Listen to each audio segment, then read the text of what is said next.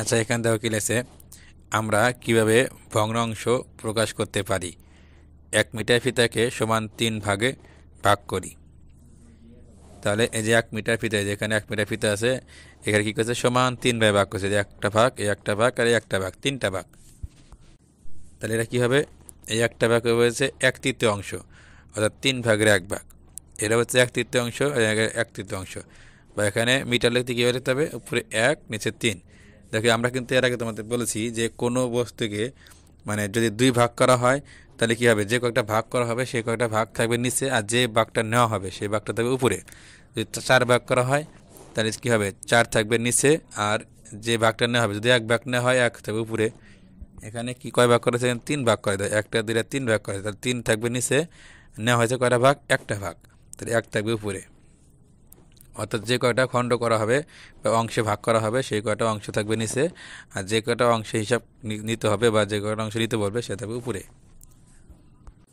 তাহলে এখানে কি দেখো, এখানে এই যে 1 2 3টা ভাগ করছে, এর প্রতিটা ভাগ কি একটা করে ভাগ হচ্ছে 1/3, যেহেতু 3 ভাগ করা হয়েছে, 1/3 বা 3/1 ভাগ।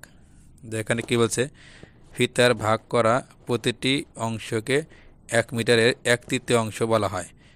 এটি লেখার সময় উপরে 1 নিচে 3 বা মিটার এভাবে লিখতে হবে। তাহলে যদি এরকম থাকে, সবসময় মনে রাখবে যে কটা ভাগ করা হবে সে ভাগ থাকবে নিচে, আর যে কটা ভাগ নিতে হবে সেটা থাকবে উপরে। এরপরে দেখো, রং করা অংশ কত লম্বা। এই যে এখানে যে রং করা আছে, এই রং করা অংশটুকু কতটুকু লম্বা এটা আমাদের লিখতে বলছে। তাহলে কীভাবে লিখবো, দেখো আমরা কিন্তু তোমাদের এর আগে বলেছি যে কোনো বস্তুকে যদি সমান 2 ভাগে ভাগ করা হয়, সেই ভাগটা 2 থাকবে নিচে, আর যে ভাগটা না হবে সে উপরে। আগে দেখবে যে বস্তুটা কয় ভাগে ভাগ করা হয়েছে।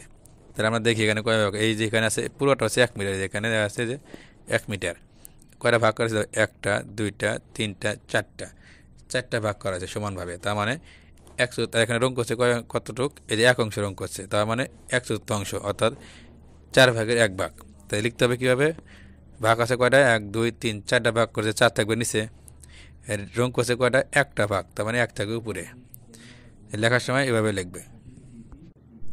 যেহেতু একটা ফিতাকে সমান 4 ভাগে ভাগ করা হয়েছে এবং 1 অংশ রং করা হয়েছে, এই জন্য লিখতে হবে 1/4 বা 4/1 ভাগ।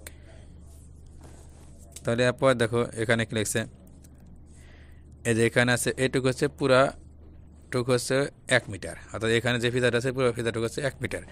এখানে দেখো কি হচ্ছে, 1 2 3 4 5, এখানে সমান 5 অংশ ভাগ করা হয়েছে।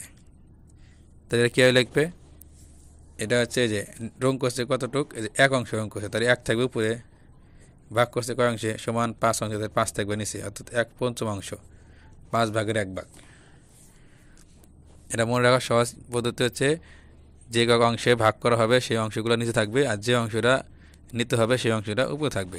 তাহলে এখানে দেখো যে একটা অংশ লাল করছে, এখানে কি বলছে, রং করা অংশটুক কত, তো রং করা কিন্তু 1 অংশ, তাহলে 1 উপরে, আর ভাগ করা আছে কয়টা, 1 2 3 4 5, 5 নিচে।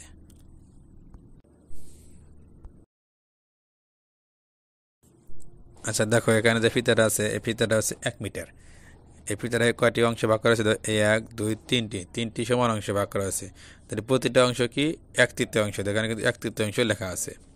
এখন দেখো এখানে কিন্তু এই যে 2টা অংশ নিছে, তাহলে এটা কি হবে, খালি ঘরে আমাদের কি বসাতে হবে। দেখো আমি তোমাদের আগে বলছি যে কোনো বস্তুকে যদি যে কটা খণ্ড করা হবে বা ভাগ করা হবে সেই ভাগটা থাকবে নিচে, আর যে কটা অংশ নেওয়া হবে সেটা থাকবে উপরে।